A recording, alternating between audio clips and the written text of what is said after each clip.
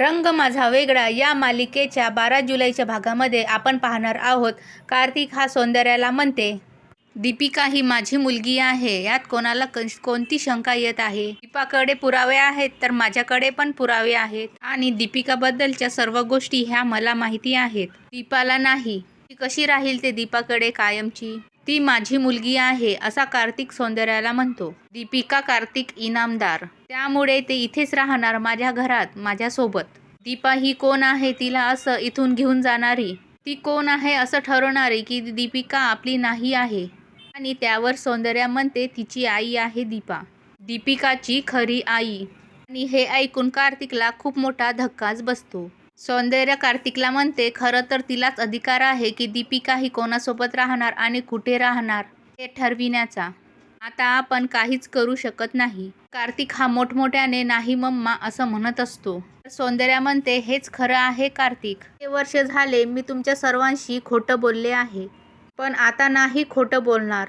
नंतर सौंदर्या ही कार्तिक जवळ जाते, त्याला आधार देते आणि सांगते दीपानेच दीपिकाला जन्म दिला आहे. दीपाच दीपिकाची खरी आई आहे. हे सर्व ऐकून कार्तिक मोठमोठ्याने रडायला सुरुवात करतो. त्याला हे सत्य पचवणं खूपच अवघड जातं. तर सौंदर्या पण रडतच त्याची माफी मागत असते. तर दुसरीकडे दीपिका ही दीपाला म्हणते, आंटी मला येथे झोप येत नाही. ते ऐकून दीपा ही मनाशी म्हणते, अगं मी तुझी आंटी नाही आई आहे, पण मी हे तुला कसं सांगू? नंतर दीपिकाला सांगते की तू झोपण्याचा प्रयत्न तर कर, येईल तुला झोप. नंतर दीपिका ही गोष्ट सांग अशी हट्ट दीपाकडे करते. नंतर दीपा तिची आणि त्या 2 मुलींची गोष्ट मुलींना सांगते, तू सर्व वेगळ्या स्वरूपामध्ये. सांगते की एक चिमणी होती आणि तिचे 2 पिल्ले. एका वादळामध्ये त्या चिमणीचं घरटे खाली पडले. त्या घरट्यासोबतच तिचे दोन्ही पिल्लं पण वाहून जाऊ लागले. चिमणीने त्या पिल्लांना वाचवायचा खूपच प्रयत्न केला, मात्र तिच्या हातामध्ये एकच पिल्लू लागलं आणि दुसऱ्या पिल्लाचा तिने खूपच शोध घेतला, मात्र ते पिल्लू तिला कुठेही सापडलं नाही. तिने पहिल्या पिल्लासाठी मन घट्ट करून जगण्याचे ठरविले. काही दिवसांनी अचानक त्या चिमणीला तिचे दुसरं पिल्लू सापडतं. तर पक्ष्यांकडे चौकशी केल्यानंतर तिला समजतं त्या पिल्लाला तर बाबा आहेत. अशाच एक वादळी पावसामध्ये त्यांना ते पिल्लू सापडलं होतं. नंतर त्या चिमणीची खात्री पटली की हे पिल्लू तर माझेच आहे, ते आधी हरवले होते. हे ऐकून दीपिका आणि कार्तिकी दीपाला विचारते, चिमणीने त्या छोट्या पिल्लाला सांगितले का मी तुझी आई आहे म्हणून? चिमणीला त्या पिल्लाला सांगण्याची खूपच इच्छा होते. तिला काही कळतच नव्हतं की हे सर्व तिला कसं सांगावं. चिमणीने जर त्या पिल्लाला सांगितलं आणि त्या पिल्लाने मान्यच केले नाही तर काय करायचं असं चिमणीला भीतीसुद्धा वाटत असते. आणि त्यामुळे ती त्या पिल्लाला काहीच सांगत नाही आणि तिला आशा असते कधी ना कधी ती त्या पिल्लाला हे सगळं काही समजेल. पिल्लू आई म्हणून मिठी मारेल. ही दीपिका ही दीपाला म्हणते, आंटी या गोष्टीचं तू हॅपी एंडिंग नाही करू शकणार का? तर दीपा म्हणते ते मी कसं करणार? दीपिका दीपाला म्हणते तू अशी गोष्ट बनव की ते पिल्लू तिच्या आईला ओळखेल. ते दोघी पण एकमेकांना घट्टी मिठी मारतील. मात्र दीपा म्हणते मी पण त्या दिवसाची वाट पाहत आहे. मात्र ही गोष्ट इतकीच आहे, त्यामुळे तुम्ही दोघी पण झोपा. त्यावर मुलीही झोकार देत झोपी जातात. तर दुसरीकडे सौंदर्या ही कार्तिकला सर्व सत्य सांगते. ते ऐकून कार्तिक सौंदर्याला म्हणतो, का खेळ खेळलीस मम्मा? का वागलीस तू अशी माझ्यासोबत? तू दीपाची फसवणूक तर केलीस आणि मला पण फसवलंस. का आणलं दीपाच्या बाळाला आपल्या घरी? तितक्यात श्वेता आणि आदित्य हे वरतून बघत असतात. दोघेही या तिघांचं बोलणं ऐकत असतात. ललित हा कार्तिकला सांगत असतो, दीपा प्रेग्नेंट असताना या घरातून बाहेर पडली होती आणि तिच्या पोटामध्ये जुळे बाळ होते आणि घरातून बाहेर पडताना तिने एकही पैसा घेतला नव्हता आणि आम्ही तुझी सुद्धा अवस्था पाहत होतो.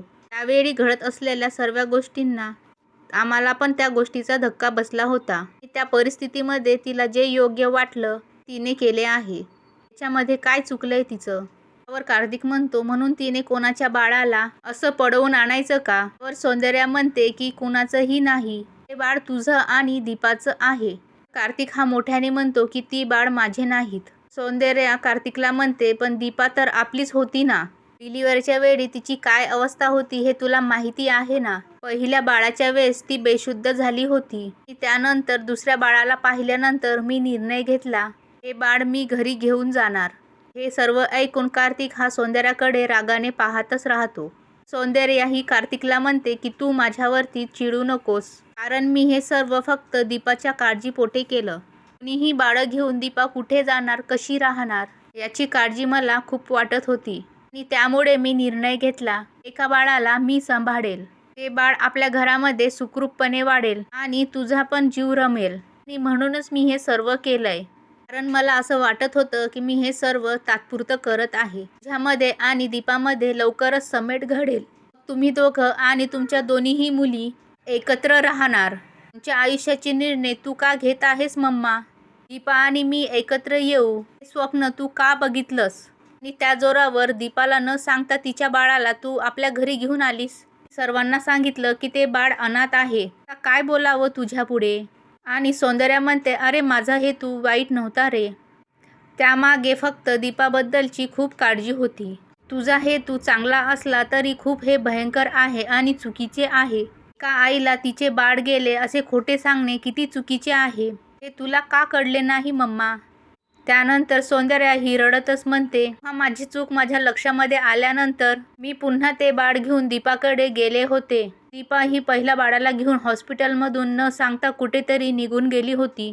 मी तिचा खूपच शोध घेतला, मात्र मला ती कुठेही सापडली नाही. म्हणून मी दुसऱ्या बाळाला आपल्या घरी घेऊन आले, कारण ते बाळ आपलंच होतं ना.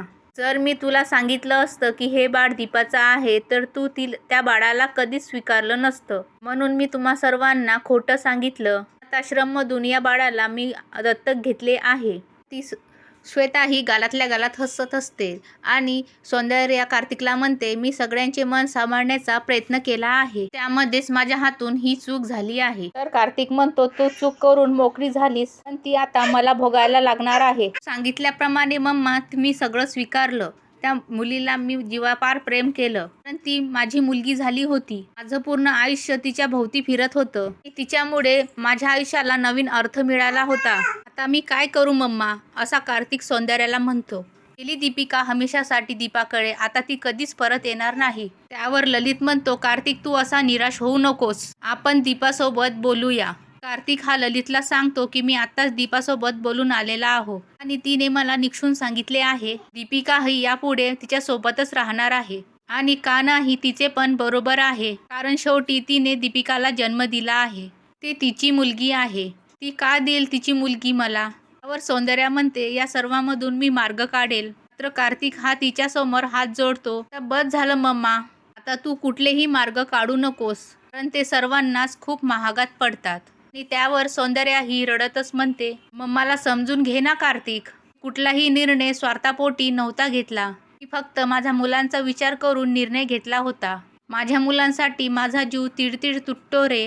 वर कार्तिक म्हणतो, आता माझी मुलगी ही हमेशासाठी माझ्यापासून दूर गेलेली आहे. ती पुन्हा कधीच येथे येणार नाही आणि त्यामुळे माझ्या आयुष्यामध्ये खूप मोठी पोकळी निर्माण झाली आहे, जी कधीच भरून निघणार नाही. माझा जीव दीपिकासाठी तिडतीड तुटताना तू तुझ्या उघड्या डोळ्यांनी बघ आणि हीच तुझी शिक्षा आहे. असे म्हणून तो तेथून निघून जातो. सौंदर्या ही खूपच रडत असते, तर ललित हा तिला समजवण्याचा प्रयत्न करत असतो. दुसरीकडे दीपाला दीपिकासोबतचे अनेक क्षण आठवत असतात आणि त्यानंतर ते दीपिकाकडे पाहते. ते डोळे हे नकळत भरून येतात. दुसरीकडे कार्तिकही खूपच दुःखी असतो. दीपिकाच्या लहानपणापासून सगळ्या आठवणी त्याच्या डोळ्यासमोर येऊन उभे राहतात. तिच्यासोबतचे अनेक क्षण त्याला आठवून तो पण रडत असतो. आणि येणाऱ्या भागामध्ये आपण पाहणार आहोत की कार्तिक हा आयुष्याला घडलेला सर्व प्रकार सांगत असते. अशाच अपडेट्ससाठी आमच्या चॅनलला लाईक करा, शेअर करा, सबस्क्राईब करा.